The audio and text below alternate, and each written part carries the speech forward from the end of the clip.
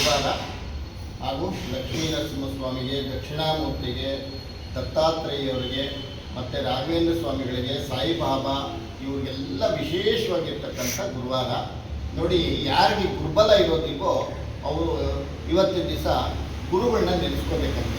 ಈ ಥರ ಮಂತ್ರ ಬರುತ್ತೆ. ದುಃಖ ದಾರಿದ್ರ್ಯಗಳೆಲ್ಲ ನಿವಾರಣೆ ಆಗುತ್ತೆ. ಮತ್ತು ತಸ್ಮೈ ಶ್ರೀ ಗುರುಮೂರ್ತಯೇ ನಮಃ ಇದಂ ಶ್ರೀ ದಕ್ಷಿಣಾಮೂರ್ತಯೇ ಅಂತ ಹೇಳ್ಕೋಬೇಕು. ಅಥವಾ ಗುರುವೇ ಸರ್ವಲೋಕಾನ ಭೀಷಜೆ ಭವರೋಗಿಣ ದಕ್ಷಿಣಾಮೂರ್ತಯೇ ನಮೋ ನಮಃ ಅಂತಕ್ಕಂಥ ಮಂತ್ರವನ್ನು ಹೇಳ್ಕೊಂಡಾಗ ತುಂಬ ಒಳ್ಳೆಯ ಫಲ ಸಿಗ್ತಕ್ಕಂಥದ್ದು. ಅದರ ಜೊತೆಗೆ ಓಂ ಧ್ರಾಂ ದತ್ತಾತ್ರೇಯಾಯ ನಮಃ ಅಂತಲೂ ಹೇಳ್ಕೋಬೋದು. ಇಲ್ಲ ಓಂ ಸಾಯಿ, ಶ್ರೀ ಸಾಯಿ, ಜಯ ಜಯ ಸಾಯಿ ಅಂತಕ್ಕಂಥದ್ದು ಹೇಳ್ಕೋಬೋದು. ಆಮೇಲೆ ಮತ್ತೆ ವಿಶೇಷವಾಗಿ ರಾಘವೇಂದ್ರ ಸ್ವಾಮಿಗಳನ್ನು ಕೂಡ ಹೇಳ್ಕೋಬೋದು. ಪೂಜ್ಯಾಯ ರಾಘವೇಂದ್ರಾಯ ಸತ್ಯಧನ್ಮರತಾಯ ವಿಜತಾಂ ಕಲ್ಪವೃಕ್ಷಾಯ ನಮತಾಂ ಕಾಮಧೇನುವೇ ನಮೋ ನಮಃ.